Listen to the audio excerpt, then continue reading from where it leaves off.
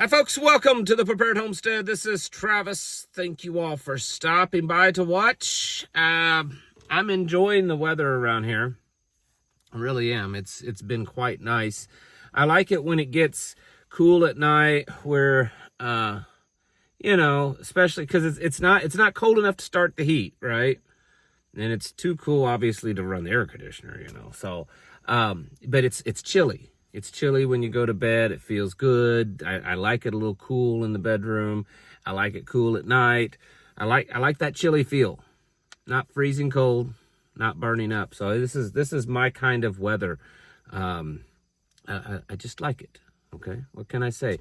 The trees are holding on to their leaves, and they're green. It seems.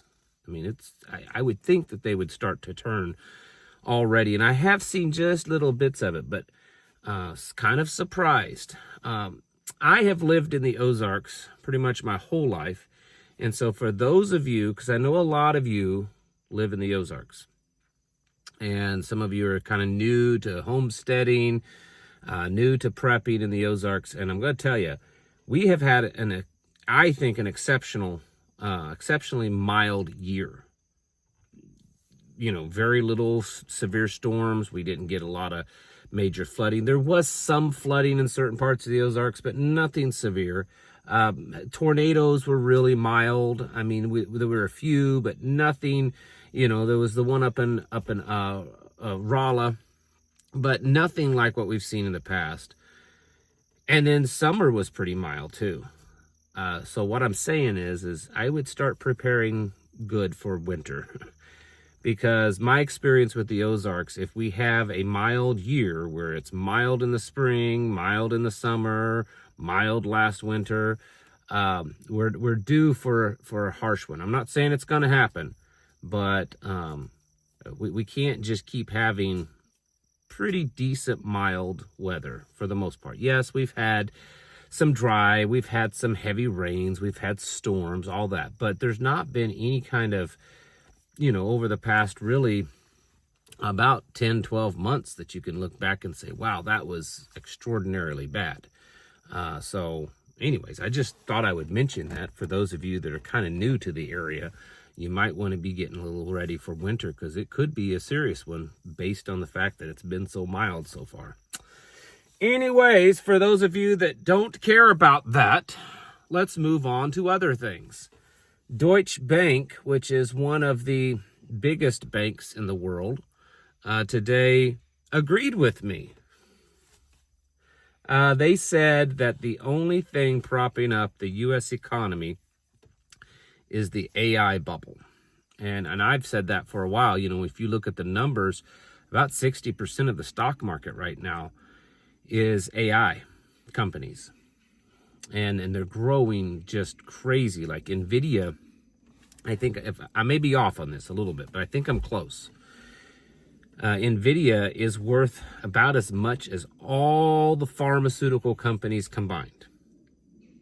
I mean, this is crazy. It's absolutely crazy. They're growing rapidly, and it's because AI is growing rapidly. I saw some numbers the other day between 2017 to 2024, so last year. So back in 2017, there were something like 500 and some data centers in the country, and then by 2024, last year, there was over 5,600 data centers. The problem that they're having now is electricity. Energy costs have skyrocketed in the last few years, and it's mostly because of the AI data centers, because they're sucking so much of the energy. So anywhere that they build one, electricity costs go up because they use so much. And then there's, brownouts, and they shut the electricity off for a while for maintenance, even though that's never happened before. So that's a whole nother issue, along with just the AI growing and being crazy, and the economy collapsing if and when the AI bubble bursts. That doesn't mean AI will be gone. It just means from a financial trading aspect, it'll burst. I mean, remember when the dot-com bubble burst? Dot-com internet just kept trucking on, right? But anyway, so the economy stuff, obviously, AI, the beast system, Big Brother, running your life and Terminator.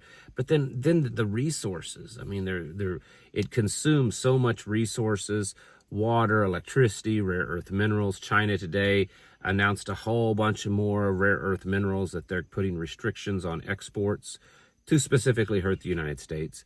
It came out this past week that 70% of all the rare earth mining on the planet is controlled by China.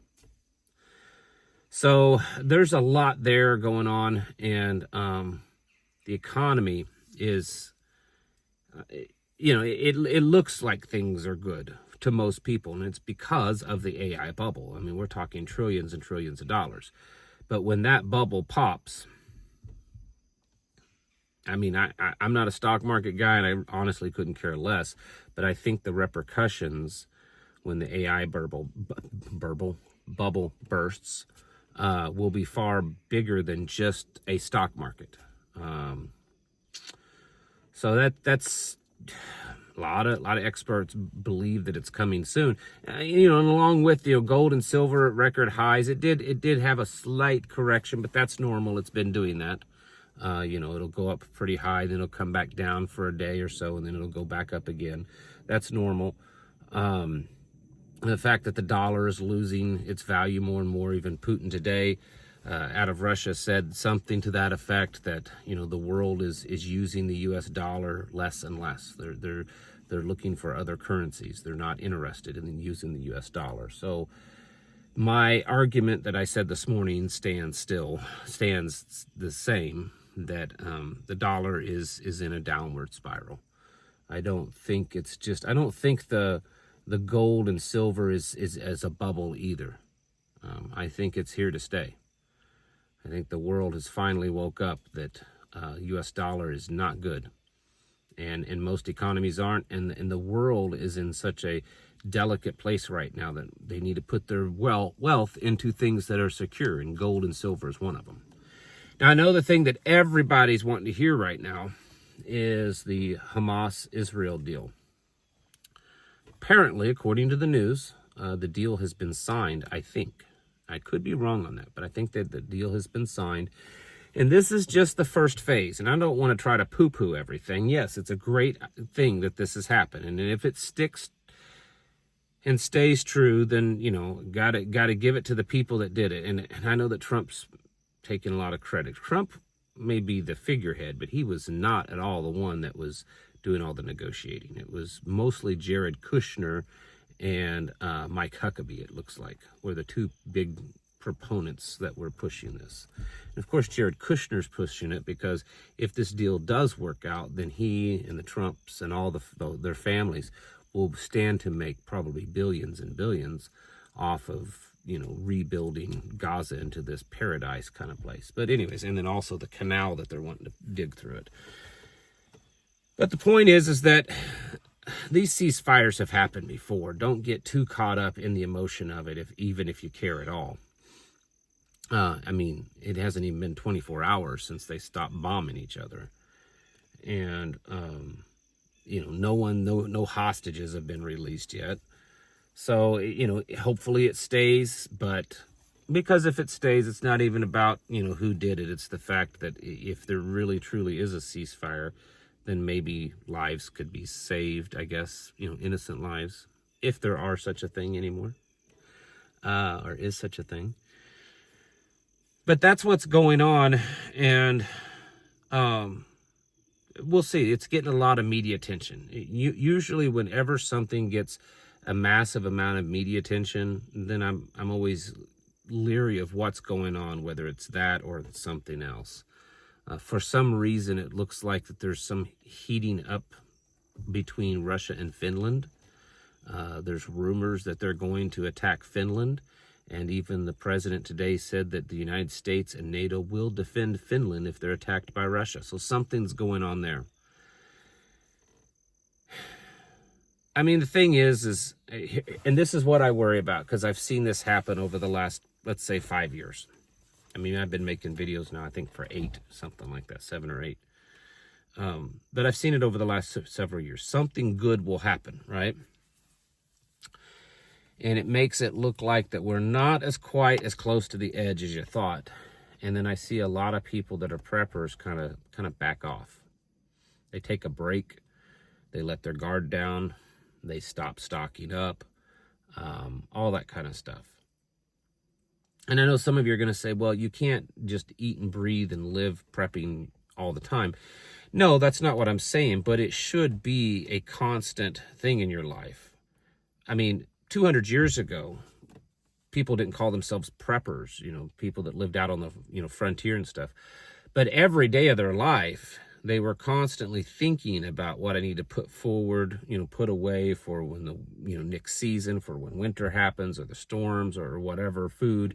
That's what they were thinking. It was just normal life. And we need to get to that way too. It's difficult for many because we live in a world with, there's still so many conveniences. So it's difficult to say, well, I got to prepare, but yet I can still go to Starbucks and I can still have takeout delivered to me or whatever one of these services. I don't even know what any of them are. We don't have anything like that around here. It's too easy to do that. And so then people back off. They think, they get this feeling that, well, things are a little bit better now because something good happened in the world. And so all I'm saying is don't let your guard down. Maybe this peace deal will really happen. Maybe it won't. Maybe hostages will be released. Maybe they won't. I don't know. But that doesn't mean by any stretch that the world is okay now. Because here's the thing, before all of this, all the problems in the world that were going on, the Israel-Hamas issue was actually a really small part of them.